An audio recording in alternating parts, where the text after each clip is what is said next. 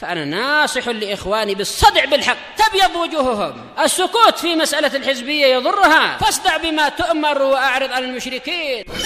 سلامي على دماج ورجالها والشيخ يحيى ودار العلم يا سعد بانيها. Bismillahirrahmanirrahim. Kita lanjutkan pembahasan dari syarah Riyadhus Shalihin.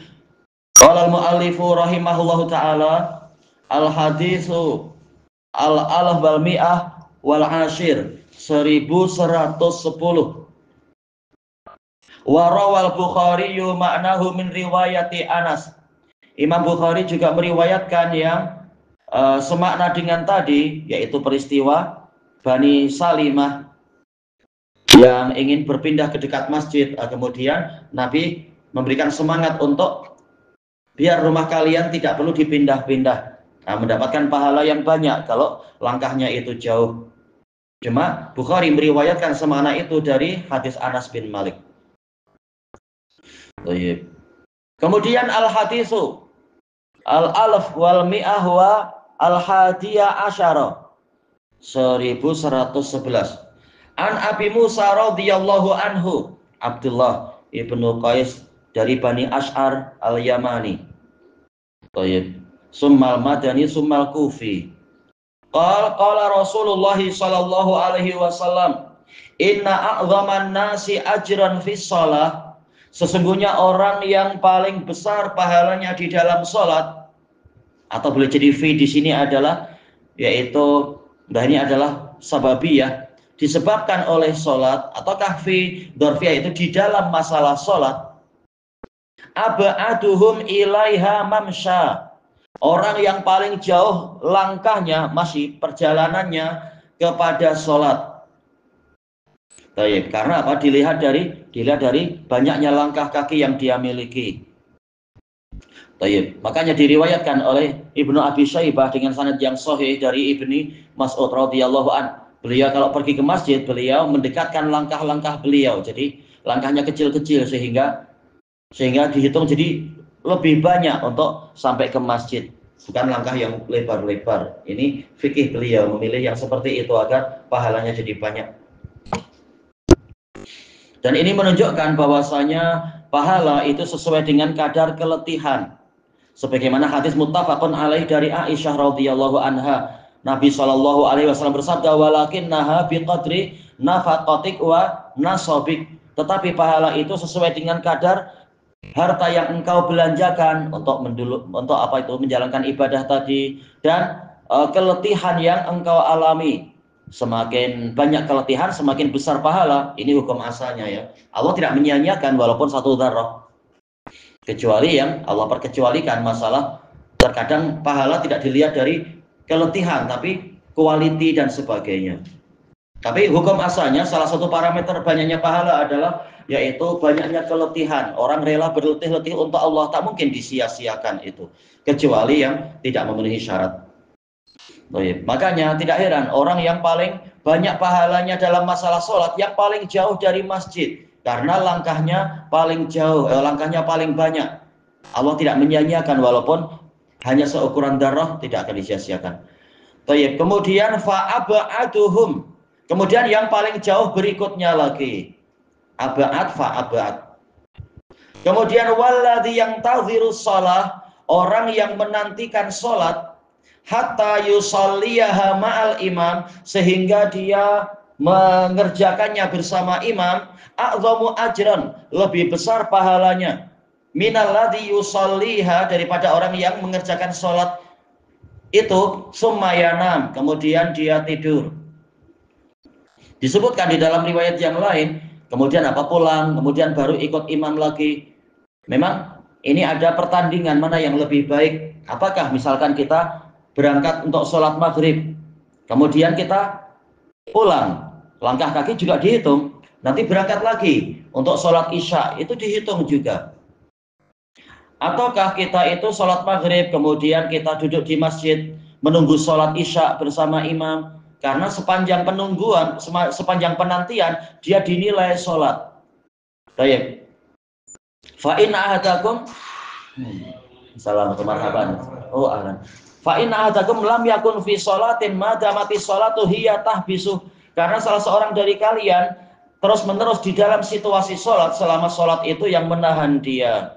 Taib. Dan beberapa hadis yang lain. Berarti mana yang lebih banyak pahalanya? Allah lebih tahu. Tapi semuanya baik. Menanti sholat, setelah sholat itu juga baik. Dan dinilai terus-menerus sholat sehingga datangnya waktu isya itu, sholat isya. Wah, untuk pulang karena ada keperluan misalkan, langkahnya juga dihitung kalau dia meniatkan itu. Nanti berangkat lagi ke masjid, langkahnya juga dihitung. Itu pun pahalanya banyak sekali. Mana yang lebih baik? Allah lebih tahu. Baik. Walaupun yang di masjid tentunya ada harapan amalannya lebih bagus, yaitu dia sibuk dengan mungkin zikir, sibuk dengan membaca Quran atau ibadah-ibadah yang lainnya, memperbanyak sholat barangkali, sholat yang diizinkan untuk dikerjakan. Atau kalau ada majelis ilmu syar'i ya, mengikuti majelis ilmu syar'i. Jadi ini memang pertandingan, mana yang lebih banyak pahalanya. Allah lebih tahu. Tayyib. Intinya semuanya adalah kebaikan. Daripada orang yang hanya ikut sholat maghrib, kemudian pulang tidur. Tak ikut sholat isya misalkan. Ya, ini salah sendiri.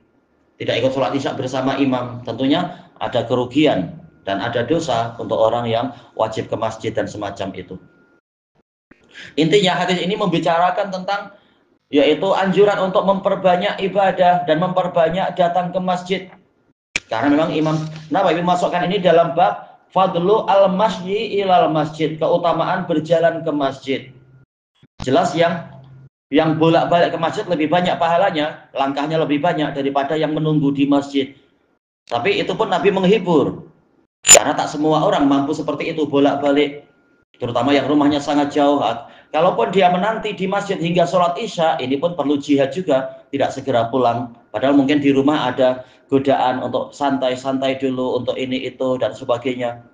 Tapi dia memilih untuk di masjid, maka ini juga bagian dari pahala yang besar masuk dalam riba, yaitu menjaga perbatasan, ikut pahala riba, pahala jihad. Cuma kali ini jihadun nafas, menahan diri untuk tidak bersegera pulang dari masjid, sehinggalah sholat isya ditunaikan bersama imam.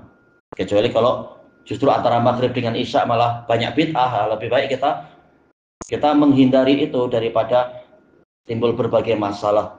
Memang wajib menghindar dari bid'ah. Tayyib.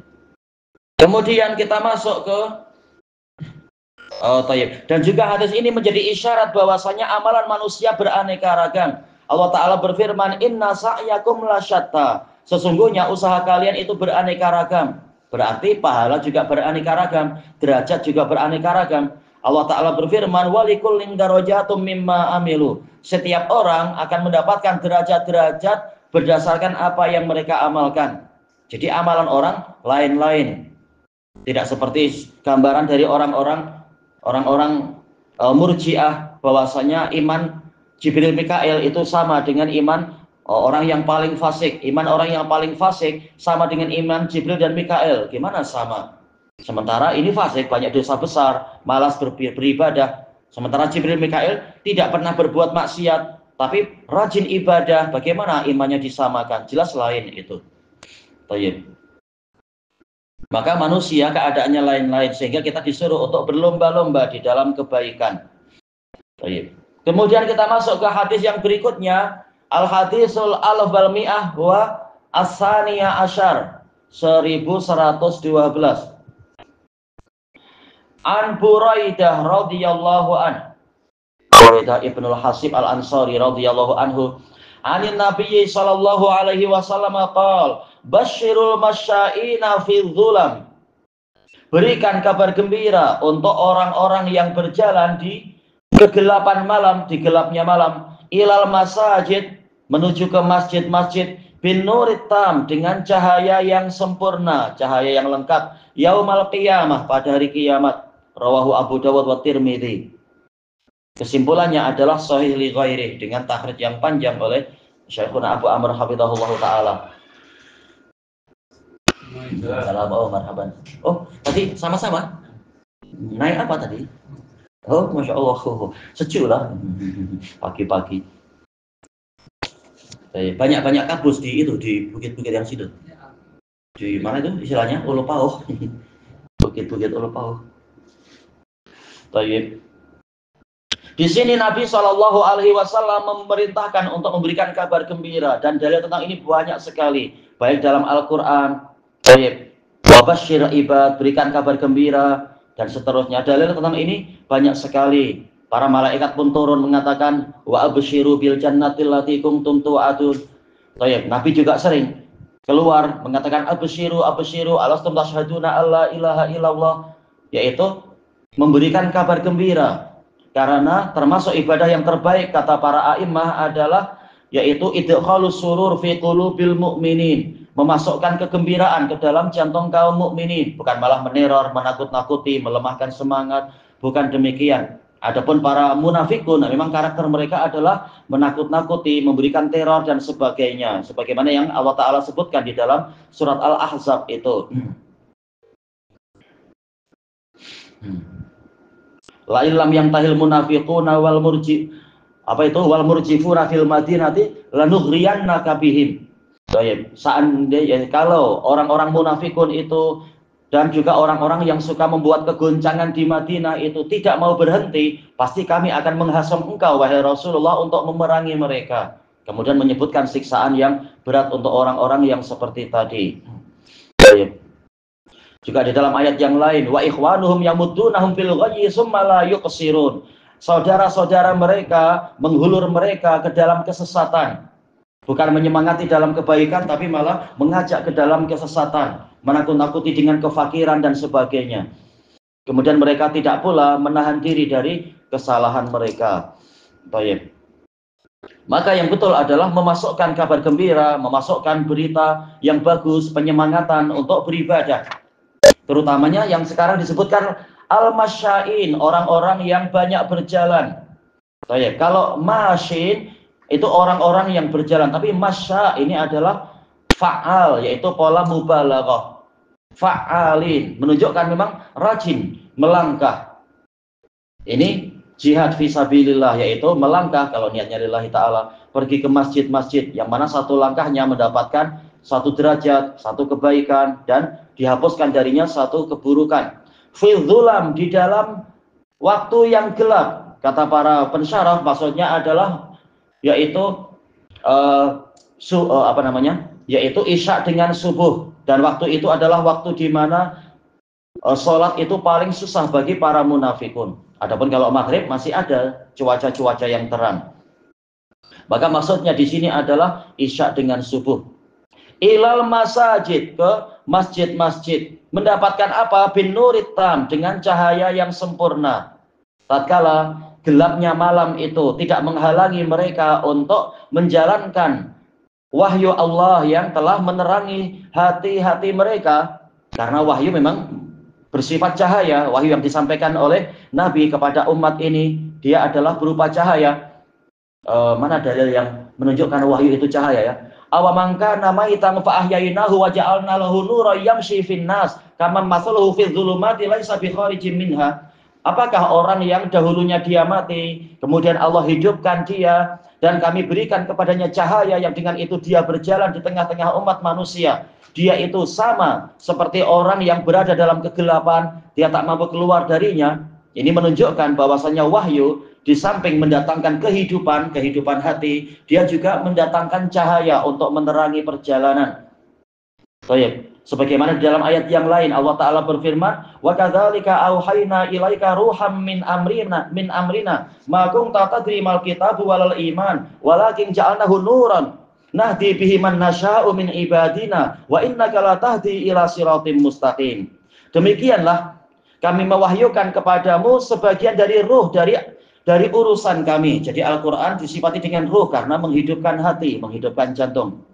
Dahulunya engkau tidak mengetahui apa itu kitab, apa itu iman, tetapi kami jadikan dia sebagai cahaya, yang dengan itu kami membimbing orang yang kami kehendaki dari para hamba kami. Dan sungguh engkau benar-benar mengajak, membimbing manusia kepada jalan yang lurus. Jadi memang dengan cahaya itu manusia berjalan.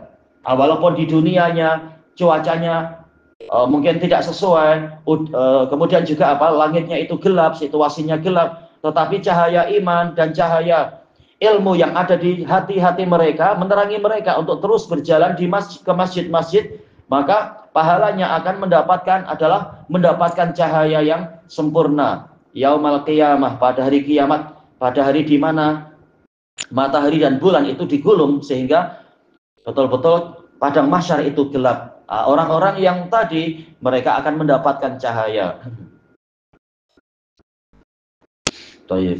Cahaya iman.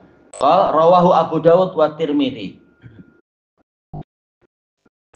Berarti inti hadis ini apa? Yaitu penyemangatan agar orang-orang rajin pergi ke masjid, dan semata-mata gelapnya malam itu tidak menghalangi untuk mereka pergi ke masjid untuk menunaikan kewajiban-kewajiban atau menunaikan perkara-perkara mustahab yang digalakkan di masjid dan sebagainya itu.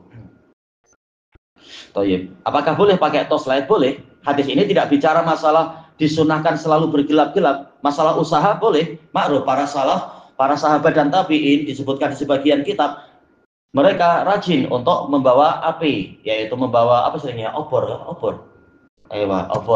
Terutama di hari Jumat mereka sebelum subuh pun sudah banyak pergi ke masjid membawa obor-obor itu, menerangi jalan dan sebagainya. Bukan ditancapkan di tepi jalan, tapi memang untuk pergi ke masjid. Jadi gelapnya malam tidak menghalangi mereka untuk berangkat. Wallahu a'lam.